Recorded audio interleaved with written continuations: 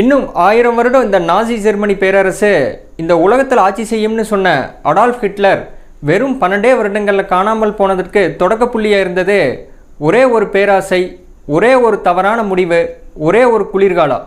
இந்த மூன்று சேர்ந்து வரலாற்றையே மாற்றிய ஒரு ரகசிய இராணுவ நடவடிக்கை தான் ஆபரேஷன் பார்பரோசா. இது ஒரு சாதாரணமான போர் திட்டம் இல்லை, இது மனித வரலாற்றிலேயே மிகப்பெரிய படையெடுப்பு. அடால்ஃப் ஹிட்லருடைய மிகப்பெரிய தவறின் கவுண்டவுனாக தொடங்கியது இந்த ஆபரேஷன் பார்பரோசா.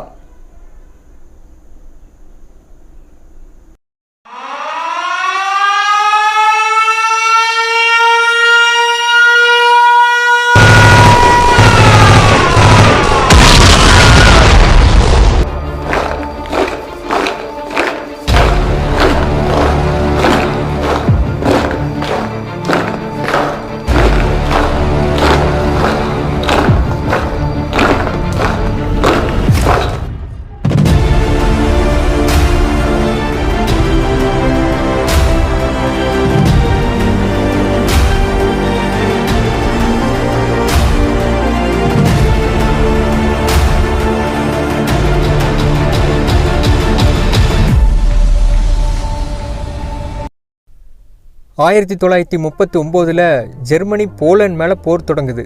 போர் தொடங்கி கொஞ்ச நாள்லேயே போலாண்டை ஜெர்மனி தன்னோட கட்டுப்பாட்டில் கொண்டு வர்றாங்க. அதுக்கடுத்த ஒரு வருடத்துலேயே ஜெர்மனி ஃப்ரான்ஸ் மேலே போரை தொடங்கி வெறும் 1.5 மாதங்களில் ஃப்ரான்ஸ் ஜெர்மனி கிட்ட சரண்டர் ஆகுறாங்க. அதுக்கப்புறம் 1940 ஜூலையில் பேட்டில் ஆஃப் பிரிட்டன் தொடங்குது. இதில் ஜெர்மனியோட விமானப்படை பிரிட்டன் மேலே தாக்குதல் நடத்துகிறாங்க. இதில் பிரிட்டன் மக்கள் ஆயிரக்கணக்கில் இறந்து போகிறாங்க. ஆனாலும் பிரிட்டன் சரண்டர் ஆகலை. ஹிட்லர் எதிர்பார்த்த மாதிரி பிரிட்டனை கேப்சர் பண்ண முடியல. இதனால ஹிட்லர் ஃபைனலாக ஒரு முடிவுக்கு வராரு. அது என்னன்னா, பிரிட்டன் இப்போ ரொம்ப வீக்காக இருக்குது, அதனால் இப்போ சோவியத் யூனியன் மேலே போர் செஞ்சு சோவியத் யூனியனை கேப்சர் பண்ணிட்டா பிரிட்டன் தானாகவே ஜெர்மனி கிட்ட சரண்டர் ஆகும்னு ஹிட்லர் ஒரு முடிவுக்கு வராரு.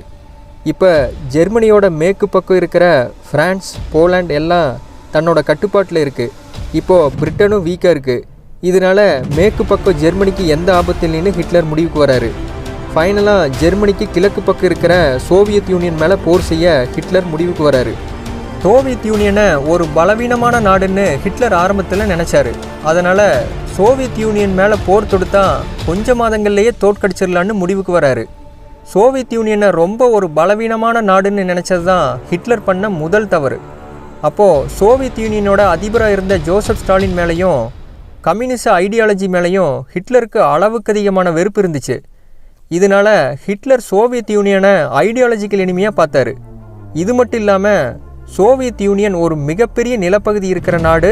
அப்போது சோவியத் யூனியனை கேப்சர் பண்ணிட்டா ஜெர்மன் மக்களுக்கு வாழ்கிறதுக்கான இடம் இன்னும் அதிகமாக கிடைக்கும்னு ஹிட்லர் பிளான் பண்ணார்.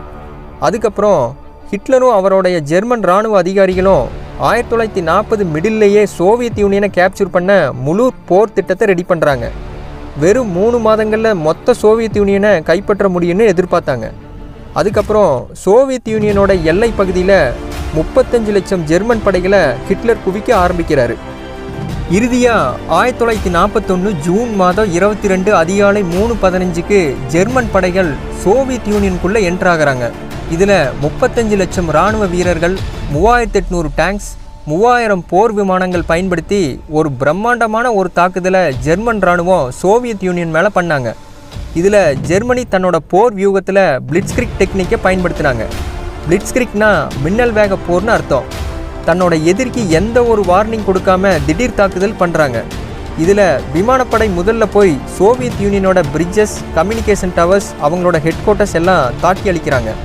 ரெண்டாவதாக டேங்க் டிவிஷன் வேகமாக முன்னேறி சோவியத்தோட டிஃபென்ஸ் லைனை உடைச்சி உள்ளே போகுது. மூணாவதாக இராணுவ வீரர்கள் பின்னால் வந்து சோவியத் யூனியனோட பகுதியை கைப்பற்றாங்க. இதில் விமானப்படை முதல் 3 நாள்லேயே சோவியத் யூனியனோட 3000 விமானங்களை தாக்கி அளிக்கிறாங்க. ஜெர்மன் இராணுவத்தோட இந்த வேகமான அட்டாக்னால சோவியத் யூனியன் பெரிய அதிர்ச்சியில் இருக்காங்க.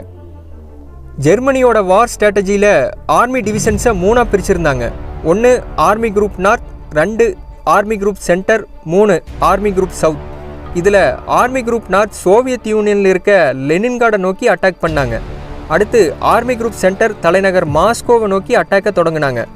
மூணாவதாக ஆர்மி குரூப் சவுத் உக்ரைனில் இருக்க கீவை நோக்கி அட்டாக்கை தொடங்கினாங்க.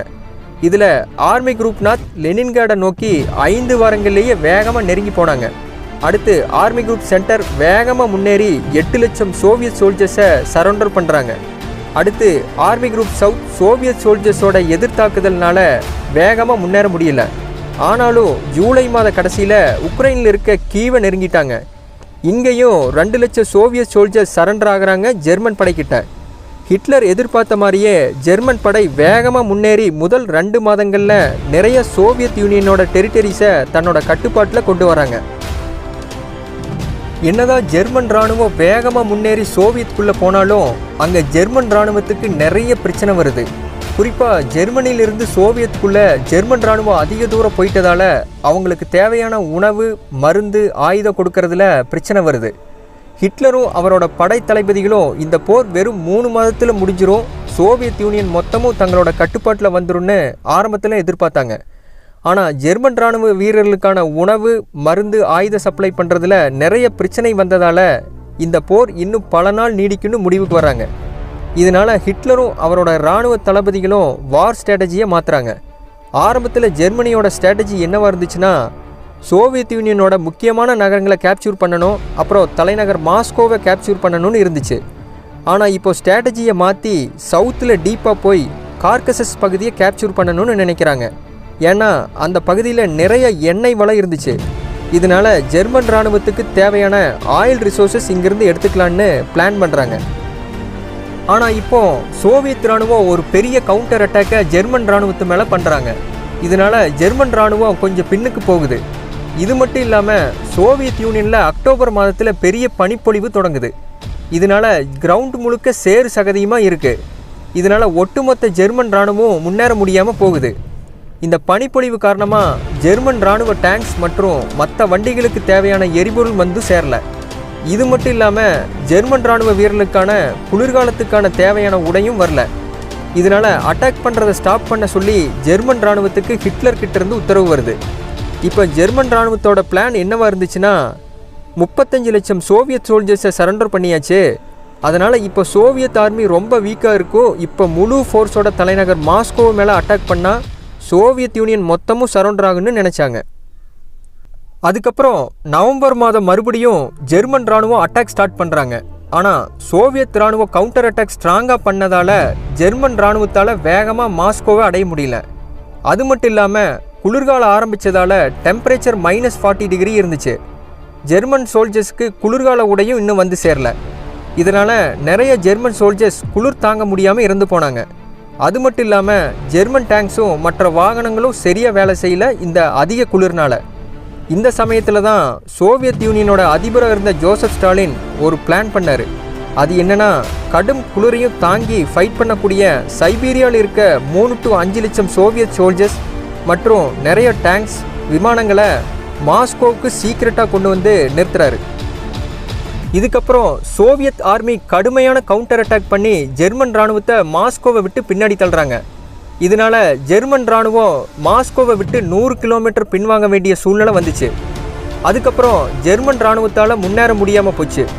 சோவியத் யூனியனோட தலைநகர் மாஸ்கோவையும் தன்னோட கண்ட்ரோலுக்கு கொண்டு வர முடியல. ஆப்ரேஷன் பார்பரோசா ஸ்டார்ட் ஆனப்போ ஜெர்மனிக்கு வேகமான வெற்றி கிடைச்சாலும் கடைசியாக தலைநகர் மாஸ்கோவை கேப்சூர் பண்ண முடியாமல் போகுது. இதனால் ஆப்ரேஷன் பார்பரோசா மொத்தமும் ஃபெயிலியரில் முடியுது.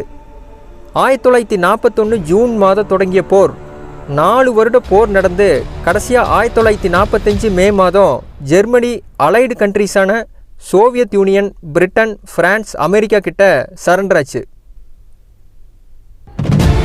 அடுத்து வேறொரு இன்ட்ரெஸ்டிங்கான இன்ஃபர்மேஷனோட உங்களை மீட் பண்ணுறேன். பாய்.